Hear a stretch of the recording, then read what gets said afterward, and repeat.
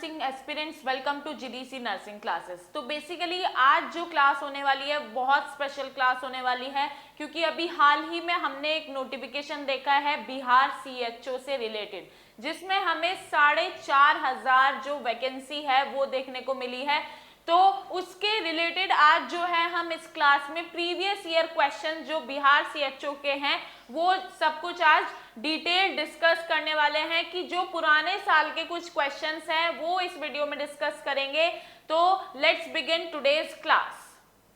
Video को last तक जरूर देखिएगा क्योंकि आपके लिए बहुत हेल्पफुल होने वाली है ये क्लास आज।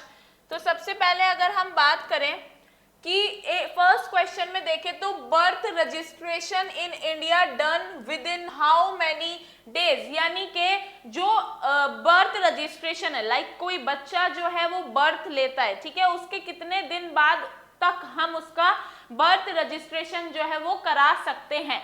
तो अगर हम बात करें यहाँ पे ऑप्शन में 14 डेज दिया गया है, 18 डेज, 21 डे या 24 डे। तो बेसिकली ये देखा जाता है कि हमारा जो ऑप्शन ए है वो गलत है, ठीक है, बी भी गलत है और डी भी। तो अगर बात करें हमारा जो 21 डेज के अंदर अंदर क्या हो जाना चाहिए, जो बर्थ रजिस्ट्रेशन है वो हो जाना चाहिए, ठीक है। तो option C will be correct, ठीक है। बढ़ते हैं नेक्स्ट क्वेश्चन की तरफ कि longest muscles in the human body, कि ह्यूमन बॉडी में कौन सी लॉन्गेस्ट मसल देखने को मिलती है। तो ग्लूटस मैक्सिमस, ग्लूटस मीडियस, स्टेरोसियस मसल, स्टेरियोसिस मसल या डेल्टॉइड मसल। तो इनमें से ऐसी कौन सी मसल है जो क्या लॉन्गेस्ट मसल होती है। तो अगर बात करें लॉन्गेस्ट मसल ह्यूमन बॉडी की तो वो हमें देखने को मिलती है सार्टोरियस मसल, ठीक है। तो ऑप्शन सी हमारा जो है करेक्ट होगा, बाकी ऑप्शन जो है वो रॉन्ग हो जाएंगे। नेक्स्ट क्वेश्चन की अगर हम बात करें कि इन ट्यूबेक्टमी, ठीक है, यहाँ पे ये क्वेश्चन जो है ओबीजी से लिया गया है कि इन ट्यूबेक्टमी, जब ट्यूबेक्टमी होती है तो which body part is removed, यानी कि जब ट्यूबेक्टमी का जो प्रोसीजर है वो किया जाता है तो उस दौरान कौन सा ऑर्गन जो है वो रिमूव किया जाता है। तो यूट्रस, फेलोपियन ट्यूब, ओवरी या फिर यूरिनरी ब्लैडर। तो अगर ट्यूबेक्टमी की बात करें तो यहाँ पे ये एक कीवर्ड भी है। अगर कोई बच्चा ऐसा है जिसको आइडिया ही नहीं है कि भैया क्या होता है ट्यूबेक्टमी, तो मैं आपको बताऊं तो ट्यूबेक्टमी से आप अगर देखो तो यहाँ पे ट्यूब जो है वो आप रिलेट कर सकते हैं किससे, फेलोपियन ट्यूब से। तो आंसर जो है हमें क्लियरली यहाँ पे मेंशन हो जाएगा कि हमारा बी ऑप्शन जो है वो सही की तरफ चला जाएगा। तो option B will be correct, कि फेलोपियन ट्यूब जो है वो रिमूव की जाती है at the time of tubectomy, ठीक है। नेक्स्ट क्वेश्चन की अगर हम बात करें, world heart day is celebrated on which day, ठीक है। तो वर्ल्ड हार्ट डे जो है वो कब सेलिब्रेट किया जाता है। और इस क्वेश्चन को सॉल्व करने से पहले मैं आपको कुछ बता दूं कि जो डे है, यानी कि जो कब कौन सा डे या कब कौन सा वीक जो है सेलिब्रेट किया जाता है वो आपको अच्छे से पता होना चाहिए। Not even in CHO exams, हर किसी पेपर में ये एक दो क्वेश्चन जो है डायरेक्टली आपसे पूछ लिए जाते हैं कि वर्ल्ड हेल्थ डे कब होता है, world cancer day, world kidney day. इन तरीके के जो डेज हैं वो आपको बेसिकली हर उसमें पता होना चाहिए पेपर में, सो दैट कि आप वो जो डायरेक्ट क्वेश्चन आते हैं उनमें मार्क ना खाओ, उन्हें गलत ना करो, ठीक है। तो अगर बात करें कि वर्ल्ड हेल्थ हार्ट डे कब सेलिब्रेट किया जाता है तो 29 मार्च, 29 अक्टूबर, 29 सितंबर या 29 दिसंबर। तो अगर बात करें तो हमारा 29 सितंबर जो है वो सेलिब्रेट किया जाता है as a world heart day, ठीक है। तो ऑप्शन सी यहाँ पे सही देखने को मिलेगा कि ऑन 29 सितंबर हम क्या सेलिब्रेट करते हैं, वर्ल्ड हार्ट डे। बाकी ऑप्शन जो है वो रॉन्ग हो जाएंगे। नेक्स्ट क्वेश्चन अगर हम देखें कि व्हेन वाज द स्वच्छ भारत अभियान लॉन्च्ड, कि जो स्वच्छ भारत अभियान है वो कब जो है लॉन्च किया गया था, कब बताया गया था उसके बारे में, या कब से वो शुरू हो गया था। तो 2 सितंबर 2014, अक्टूबर 2014, या नवंबर 2014, या 10 अक्टूबर 2014। तो अगर बात करें हमारा 2014 अक्टूबर में ये देखने को मिला था कि जो स्वच्छ भारत अभियान है उसका बारे में, या उसको लॉन्च कर दिया गया था on October 2014 and it was launched on 2 अक्टूबर। ठीक है, तो ये याद रखना है आपको कि कब जो है स्वच्छ भारत अभियान लॉन्च किया गया था। नेक्स्ट अगर क्वेश्चन की बात करूं कि इन एथेरोस्क्लेरोसिस आर्टरी विल बी, यानी कि जो एथेरोस्क्लेरोसिस है, पहले तो वो आपको पता होना चाहिए कि जो हमारी आर्टरी है, ठीक है, आर्टरी है, उसमें क्या डिपॉजिट स्टार्ट हो जाता है, फैट डिपॉजिट होना स्टार्ट हो जाता है। ठीक है, फैट डिपॉजिट स्टार्ट होगा, फैट डिपोजिशन स्टार्ट हो जाएगा आर्टरी के ऊपर। ठीक है, जिसके वजह से क्या होना स्टार्ट हो जाएगा, वहां पे थिकनेस बढ़नी शुरू हो जाएगी। तो ये क्या होगा कि जो हमारी आर्टरी है उस पे क्या इफेक्ट बनेगा, अगर क्या होगा आर्थरोस्क्लेरोसिस का क्या इफेक्ट पड़ेगा, यानी कि आर्टरी पे, आर्टरी कैसी दिखेगी एथेरोस्क्लेरोसिस अगर हमें देखने को मिलेगा, तो थिक, इलास्टिक, फ्रेजाइल या फिर हार्ड। तो अगर बात करें तो इलास्टिसिटी नहीं देखने को मिलेगी, फ्रेजाइल भी नहीं, हार्ड भी नहीं। तो जब एथेरोस्क्लेरोसिस होता है तो हमारी जो आर्टरी है वो हमें देखने को मिलती है थिक। ठीक है, तो यहाँ पे ऑप्शन ए हमारा जो है वो करेक्ट होगा। ठीक है, नेक्स्ट क्वेश्चन की अगर हम बात करें तो what is the respiratory rate during pregnancy. तो प्रेगनेंसी के टाइम पे जो हमारा रेस्पिरेटरी रेट है वो क्या होता है। तो यहाँ पे आपसे डायरेक्टली वाइटल जो क्वेश्चन है, वाइटल साइंस से क्वेश्चन पूछा गया है कि ड्यूरिंग प्रेगनेंसी आपका जो रेस्पिरेशन रेट है वो क्या देखने को मिलता है। तो 20 breath per minute, 30 breath per minute, 12 breath per minute या 10 ब्रीथ पर मिनट। तो मैं आपको बताऊं तो हमारा जो प्रेगनेंसी के टाइम पे रेस्पिरेशन रेट देखने को मिलता है that is 20 breath per minute. ठीक है, तो ऑप्शन ए हमारा जो है वो करेक्ट जाएगा कि 20 ब्रीथ पर मिनट हमें हमारा रेस्पिरेशन रेट देखने को मिलता है during pregnancy. Option B, C and D are incorrect. Next अगर बात करें कि व्हाट इज ग्रोथ की, ठीक है, कि ग्रोथ क्या है, ये आपका क्वेश्चन फ्रॉम पीडिया है। ठीक है, पीडियाट्रिक नर्सिंग से ये क्वेश्चन देखने को मिला है कि ग्रोथ पूछ लिया गया है कि ग्रोथ को कैसे डिफाइन करोगे। तो psychological skill development, physical growth या progressive growth in size and shape of the body part. तो सबसे पहले इस क्वेश्चन को सॉल्व करने से पहले आपको ये पता होना चाहिए कि ग्रोथ हम कैसे डिफाइन करते हैं, तभी आप जो है ये डायरेक्ट क्वेश्चन जो है सही कर सकते हैं। ठीक है, तो अगर बात करूं ग्रोथ और हमारा साइकोलॉजिकल जो डेवलपमेंट है स्किल का, उससे मतलब नहीं है। ठीक है, तो हमारा फिजिकल ग्रोथ और जो हमारा प्रोग्रेसिव ग्रोथ है इन किसमें, साइज एंड शेप में, वो सही बात है यहाँ पे। तो ऑप्शन डी हमारा सही जाएगा कि बोथ ए और बोथ बी एंड सी। ठीक है, option A is incorrect. Next question की अगर मैं बात करूं कि in adult age what is the first priority, कि यहाँ पे कुछ ऑप्शन दिए गए हैं, तो आप एडल्ट एज में अगर है तो आप किस चीज को पहली प्रायोरिटी देंगे। तो पहला कि mental health, career counselling, physical health या आयरन फॉलिक एसिड सप्लीमेंट। तो इनमें से ऐसा कौन सा ऑप्शन है कि जिसको आप प्रायोरिटी दोगे, कब, जब आप एडल्ट एज में हैं। तो मैं बताऊं तो हमारी जब हम एडल्ट एज में होते हैं तो हमारी फिजिकल हेल्थ जो है वो ज्यादा मैटर करती है किसी और चीज से। ठीक है, तो ऑप्शन सी हमारा जाएगा करेक्ट कि फिजिकल हेल्थ को हम फर्स्ट प्रायोरिटी देंगे, कब, जब वो एडल्ट एज में है कोई तो। ठीक है, अब हम बढ़ते हैं नेक्स्ट क्वेश्चन की तरफ कि best way to collect blood sample in neonates, यानी कि जो न्यूनेट्स है ना, जो न्यू बॉर्न बच्चे हैं, उनमें ऐसी कौन सी जो बेस्ट वे है कलेक्शन ऑफ ब्लड सैंपल, कि हमें न्यूनेट जो न्यू बॉर्न है उनका जो ब्लड सैंपल है वो कलेक्ट करना है, ठीक है।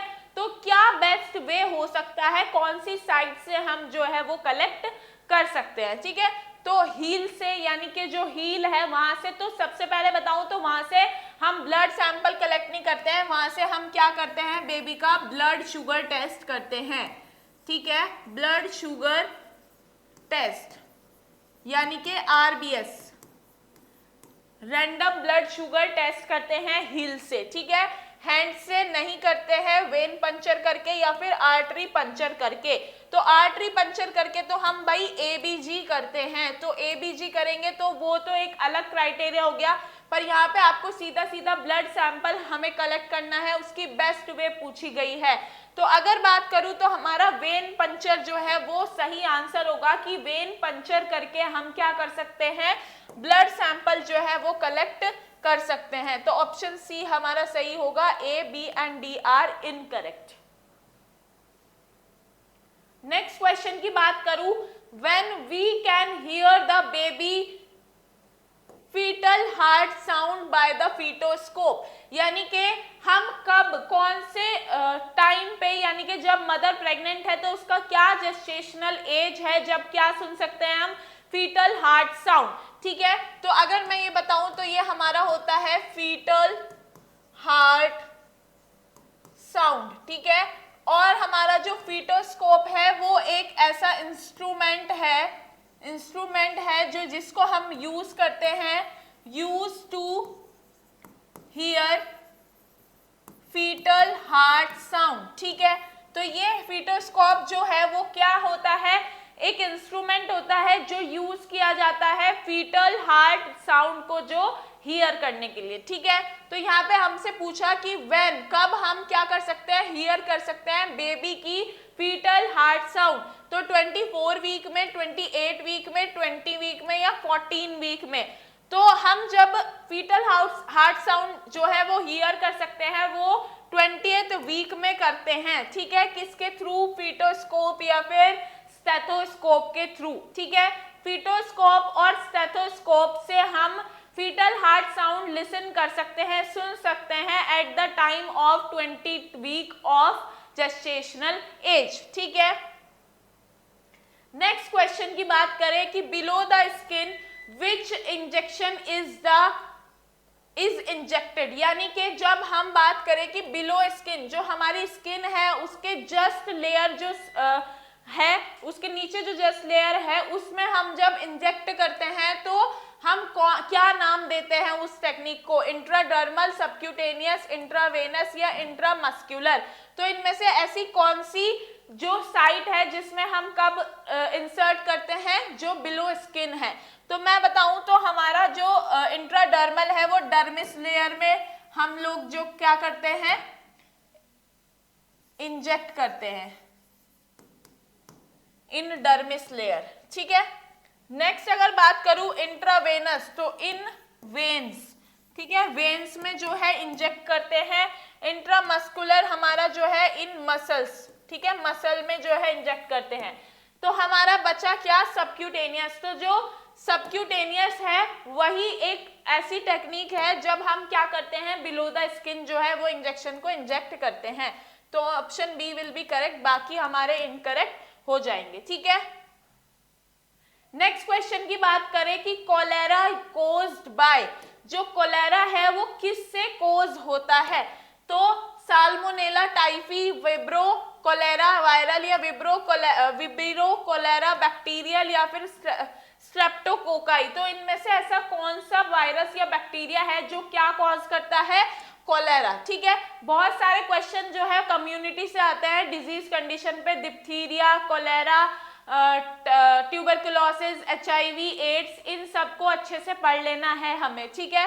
तो अगर मैं बात करूं कोलेरा की, तो वो हमारा बैक्टीरियल जो है विब्रो कोलेरा, उससे जो है कॉज होता है, उससे देखने को मिलता है। तो option C will be correct, ठीक है। नेक्स्ट अगर बात करूं कि if menstrual cycle length is 20th day, यानी कि जब हमारी जो मेंस्ट्रुएशन साइकिल है वो 28 डेज की है, तो that means ovulation occurred on which day.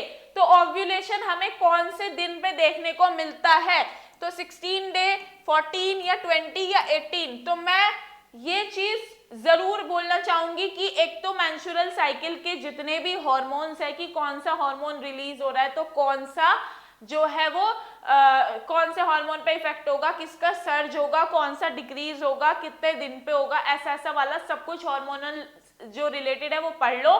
Plus एक बात और है कि मेंस्ट्रुअल साइकिल से रिलेटेड कि कितने दिन की साइकिल होगी, तो कब हमारा सेफ पीरियड है, कब अनसेफ पीरियड है, वो सारा कुछ आपको कैलकुलेट करना आना चाहिए। ठीक है, तो अगर मैं बात करूं कि हमारा मेंस्ट्रुअल साइकिल पे, ठीक है, मेंस्ट्रुअल साइकिल है ये हमारा डे फर्स्ट है, ठीक है, और ये हमारा डे 28 है। ठीक है, अब हम बात करते हैं कि हमारा ये बोला जाता है, आप ये नहीं बोल सकते हो कि अगर हमें यहाँ पे तो फिक्स है कि पता है कि 28 डे की साइकिल है, ठीक है, तो आप ऐसा बोल सकते हो कि प्रायर, ठीक है, कि हमारा अगर मान लो कि 28 की साइकिल है तो प्रायर 14 डेज, ठीक है, तो इसका बीच का अगर हम निकाले तो वो होगा 14th, यानी कि 14th डे पे क्या देखने को मिलता है, ओव्यूलेशन देखने को मिलता है। ठीक है, तो यहाँ पे ये बात है 28 डे की साइकिल की, लेकिन अगर ये 30 डे की होती है, अगर ये 32 डेज की होती है, तो आपको सिंपल सा एक फॉर्मूला है कि 14 डेज, यानी कि हमारे 28 से यहाँ 14th डे पे जो भी डेट बैठ रही है, जो भी दिन है, लाइक, ठीक है, तो अगर ये 30 डेज की हुई तो यहाँ पे 16th डे पे हमारा क्या देखने को मिलेगा, ओव्यूलेशन देखने को मिलेगा। इसी तरीके से साइकिल का जब भी आपको नंबर फिक्स करके दे दिया कि 28 दिन की साइकिल है, अब बताओ कि ओव्यूलेशन कौन से दिन पे हो रहा है, तो वो आपको कैलकुलेट करना आना होना चाहिए, क्योंकि बहुत सारे एग्जाम्स में ये क्वेश्चन जनरली पूछा जाता है। ठीक है, अब मैं बताऊं तो इसका हमारा ऑप्शन जाएगा 14th डे। ठीक है, कि 14th डे पे क्या देखने को मिलता है, ओव्यूलेशन देखने को मिलता है, जब हमारी मेंस्ट्रुअल जो साइकिल है उसका डे कितने हो, 28th डे हो। तो बाकी ऑप्शन जो है वो इनकरेक्ट होंगे। ठीक है, नेक्स्ट क्वेश्चन की अगर मैं बात करूं तो over development of breast in males, यानी कि अगर आपको मेल्स के अंदर क्या देखने को मिलता है, डेवलपमेंट या ओवर डेवलपमेंट देखने को मिलता है ब्रेस्ट का, तो उस टर्म को हम क्या बोलते हैं, गायनेकोमेस्टिया, मैस्टाइटिस या क्लेनेफ्टर या टेंडरनेस। तो इनमें से ऐसी कौन सी कंडीशन है जो हम ऐसे बोल सकते हैं कि उसका मतलब होता है ओवर डेवलपमेंट या एनलार्जमेंट ऑफ क्या, ब्रेस्ट इन मेल्स, तो उसको हम बेसिकली बोलते हैं गायनेकोमेस्टिया। ठीक है, तो ऑप्शन ए हमारा जो है वो सही जाएगा कि जो गायनेकोमेस्टिया है वो हमें क्या उसको हम क्या बोल सकते हैं कि जो मेल्स है उनके अंदर क्या ओवर डेवलपमेंट देखने को मिलता है ब्रेस्ट का।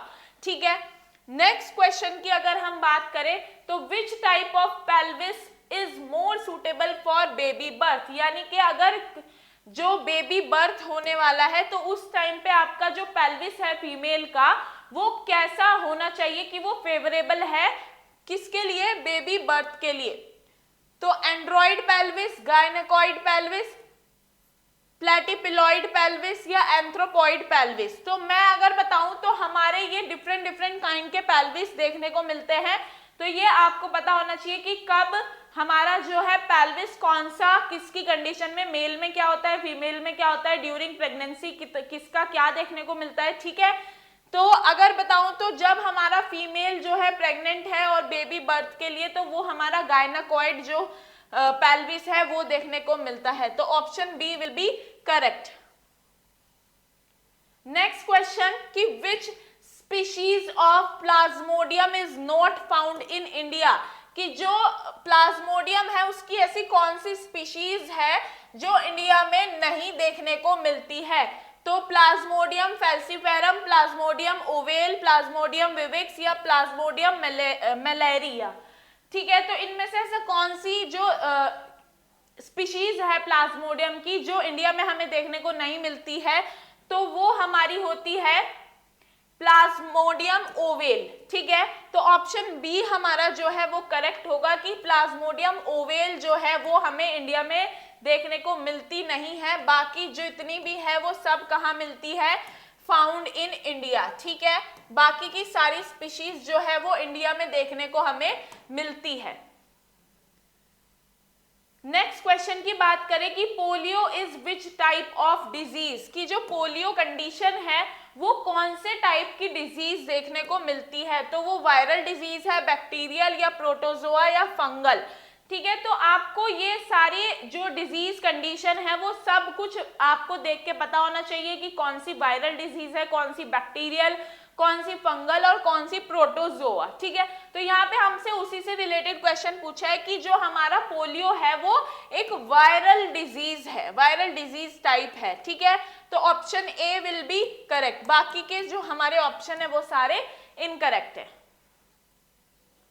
नेक्स्ट क्वेश्चन की बात करें कि depth of chest compression in adult child during CPR, ठीक है, कि अगर हम किसी चाइल्ड को सीपीआर कर रहे हैं तो जो डेप्थ है चेस्ट कंप्रेशन की वो कितनी इंचेस होगी, ठीक है। जब हम एक तो हमें पूरा टेक्निक आना चाहिए सीपीआर का कि सीपीआर क्या होता है, कब दे सकते हैं, क्या टेक्निक होती है, किन किन एज ग्रुप्स में, ठीक है, कितने कंप्रेशन देने हैं, कितना हमें डेप्थ रखना है, क्या सरफेस रखना है, ये टोटली सब आपको पता होना चाहिए। इस सीपीआर पे ऑलरेडी मैं क्लास ले चुकी हूँ, अगर आपको थोड़ा बहुत कोई कंफ्यूजन है तो जाके वीडियो देख सकते हैं इसी चैनल पे। सीपीआर से रिलेटेड आपको सारा जितने न्यूनेट्स हैं, चिल्ड्रन हैं, इन्फेंट्स हैं, सबके बारे में मैंने उसमें डिटेल डिस्कस किया है, तो अपने डाउट्स वहां पे भी आप क्लियर कर सकते हैं, ठीक है। नेक्स्ट अगर बात करूं कि ऑप्शन में हमें दिया गया है 2 to 2.5 inch, 1.5 to 2 inch, 1 to 1.5 inch, 2.5 to 3 inch, तो ये कौन सा हमारा जो इनमें से हम क्या रखेंगे ऐसा कि हमारा जो हम ये कंसिडर करेंगे कि जो चाइल्ड है उसमें हम चेस्ट कंप्रेशन की डेप्थ इतनी रखेंगे, ठीक है। तो अगर बात करूं तो चाइल्ड में हमें 2 to 2.5 इंचेस रखना है, ना उससे ज्यादा करना है ना उससे कम करना है, नहीं तो इफेक्टिवनेस जो है वो नहीं देखने को मिलेगी, ठीक है। ये ऑप्शन बाकी के हमारे इनकरेक्ट है।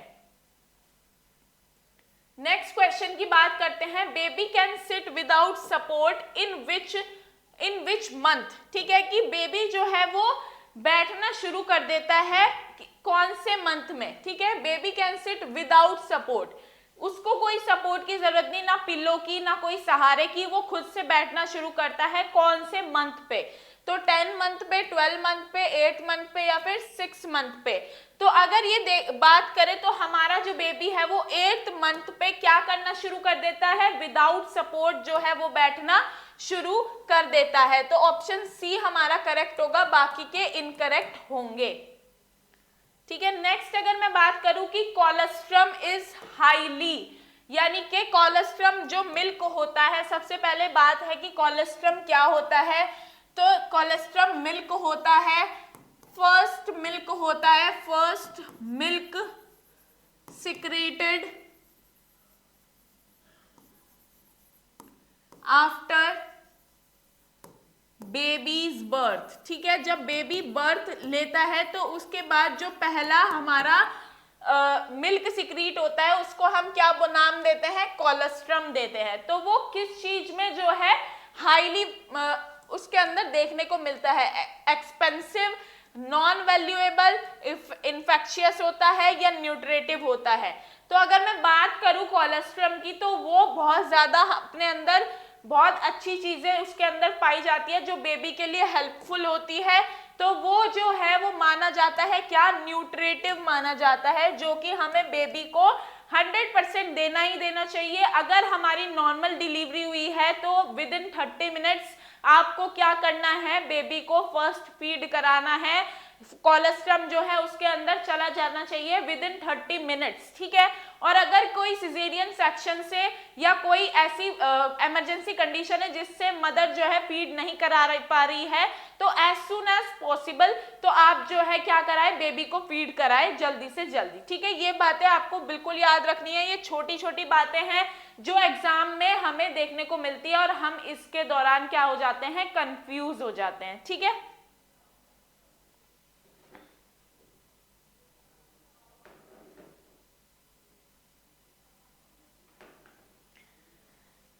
नेक्स्ट क्वेश्चन की बात करें कि first stool of baby is cold, यानी कि जब बेबी जो बर्थ लेता है उसके बाद जो वो फर्स्ट टाइम पे क्या करता है, स्टूल पास करता है, तो उस जो स्टूल का नाम है वो क्या होता है? तो मैकोनियम, मेलनम या मिकोनियम या नन ऑफ दीज। तो वो इजीली डायरेक्ट क्वेश्चन पूछा गया है तो उसको हम मिकोनियम बोलते हैं। और एक और कंडीशन देखने को मिलती है कि मिकोनियम एस्पिरेशन कर देता है बच्चा, तो वो एक इमरजेंसी कंडीशन बन जाती है। तो मिकोनियम जो है वो हमें बोला जाता है किसको, first stool of baby is called meconium. ठीक है, नेक्स्ट क्वेश्चन की अगर हम बात करें कि एंटीबायोटिक एक्ट अगेंस्ट, यानी कि जो एंटीबायोटिक हम लेते हैं तो वो किसके अगेंस्ट काम करता है? ठीक है, तो इन्फेक्शन या इन्फ्लामेशन या पेन या स्वेलिंग। ऑब्वियसली ये एकदम डायरेक्ट क्वेश्चन है, स्वेलिंग क्या नहीं करता, जो हमारा पेन है वो नहीं, उसको कोई एंटीबायोटिक से मतलब है, इन्फ्लामेशन भी नहीं। तो हमारा जो इन्फेक्शन होता है वही होता है कि जो एंटीबायोटिक के लिए यूजफुल है, यानी कि एंटीबायोटिक वर्क करता है किस पे, इन्फेक्शन पे। ठीक है, तो ऑप्शन ए हमारा जो है वो करेक्ट देखने को मिलेगा। नेक्स्ट क्वेश्चन की अगर बात करूं कि best medicine to treat swine flu, तो कि स्वाइन फ्लू आपको ट्रीट करना है तो उसकी बेस्ट मेडिसिन जो है वो क्या हो सकती है? तो जीडो वुडीन या फिर नेविराफिन या फिर सेल्टा ऑसेलमिवीर या फिर आर्टेसुनेट। ठीक है, इनमें से ऐसी कौन सी मेडिसिन है जो किस लिए यूज होती है, स्वाइन फ्लू को ट्रीट करने के लिए? तो option C will be correct. ठीक है, कि हमारा स्वाइन फ्लू को ट्रीट करने के लिए हम ये मेडिसिन जो है यूज में लाते हैं, बाकी जो है वो इनकरेक्ट हो जाएंगी। ठीक है, अगर बात करें नेक्स्ट क्वेश्चन की, तो international yoga day is celebrated on which day? तो मैं ऑलरेडी बता चुकी हूं कि जो डे वाइज क्वेश्चन है वो याद कर लो। इसी सीरीज में हमें दूसरा क्वेश्चन देखने को मिल गया जो कि हमने कहां से लिया है क्वेश्चन, प्रीवियस ईयर क्वेश्चन लिए हैं। ठीक है, तो उन जो डेज हैं, डेट है, उनको बिल्कुल हल्के में नहीं लेना है, प्रॉपरली याद होने चाहिए। तो इंटरनेशनल योगा डे कब सेलिब्रेट किया जाता है? 21 जुलाई, 21 मई, 21 अगस्त या फिर 21 जून। ठीक है, तो अगर बात करें योगा डे हमारा 21 जून में सेलिब्रेट किया जाता है इंटरनेशनल। ठीक है, इंटरनेशनली सेलिब्रेट किया जाता है ऑन 21 जून। बाकी ऑप्शन जो है वो गलत हो जाएंगे। नेक्स्ट क्वेश्चन बात करें कि in ovulation which hormone is responsible, कि जब हमारा जो ओव्यूलेशन होता है उसमें कौन सा हार्मोन जो है वो रिस्पॉन्सिबल होता है? तो FSH, LH, ACTH या बोथ A एंड C। तो सबको पता है बहुत इजीली कि मेंस्ट्रुअल साइकिल अगर ध्यान से पढ़ा होगा तो पता होगा कि कब कौन से हार्मोन जो है वर्क करते हो और क्या एक्ट उनका निकल के आता है। तो मैं बताऊं तो हमारा LH हार्मोन जो है वो रिस्पॉन्सिबल होता है किसके लिए? ओव्यूलेशन के लिए। ठीक है, ल्यूटिनाइजिंग हार्मोन जो है वो हेल्प करता है किसमें, रिस्पॉन्सिबल है किसके लिए? ओव्यूलेशन के लिए। नेक्स्ट क्वेश्चन की अगर बात करें कि largest muscle of the human body, कि ह्यूमन बॉडी की लार्जेस्ट मसल कौन सी है? तो sternoid muscle, deltoid muscle, gluteus maximus या डोर्सल ग्लूटियल। तो इनमें से ऐसी कौन सी मसल है जो लार्जेस्ट मसल कहलाई जाती है ह्यूमन बॉडी की? ठीक है, तो अगर बात करें लार्जेस्ट मसल तो वो हमारी है ग्लूटियस मैक्सिमस। ठीक है, ऑप्शन सी हमारा जो है वो करेक्ट होगा। नेक्स्ट क्वेश्चन की बात करते हैं, तो world population day is celebrated on, कि जब हमारा वर्ल्ड पॉपुलेशन डे है वो कब सेलिब्रेट किया जाता है? तो 11 जून, 11 जुलाई, 11 अगस्त या 1 जुलाई। तो बेसिकली हमारा जो वर्ल्ड पॉपुलेशन डे है वो सेलिब्रेट किया जाता है 11 जुलाई को। ठीक है, तो ऑप्शन बी जो है वो हमारा करेक्ट हो जाएगा, बाकी के सारे ऑप्शन जो है वो इनकरेक्ट है। ठीक है, अब बढ़ते हैं अपने नेक्स्ट क्वेश्चन की तरफ कि farmers lung disease is caused by, कि जो फार्मर्स लंग डिजीज है वो किससे कॉज होती है? तो वेजिटेबल से, ग्रेन से, प्रिंकल से या कोल से। तो अगर ये आपको बहुत सारी ऐसी डिजीजेज है जैसे फार्मर लंग्स डिजीज है, और आपको कुछ और ऐसी डिजीज देखने को मिल जाएगी कि कौन से, कोल से, और जो हमारा कॉटन है उससे, या हमारी जो डस्ट है उससे क्या क्या कंडीशन देखने को मिलती है। तो अगर मैं बताऊं कि फार्मर लंग डिजीज हमें देखने को मिलती है ग्रेन से, ठीक है। तो इसे याद करने का एक तरीका है कि फार्मर से याद रखो ग्रेन्स, ठीक है। तो option B will be correct कि जो ग्रेन्स है वो क्या कॉज कर सकते हैं, फार्मर्स लंग डिजीज।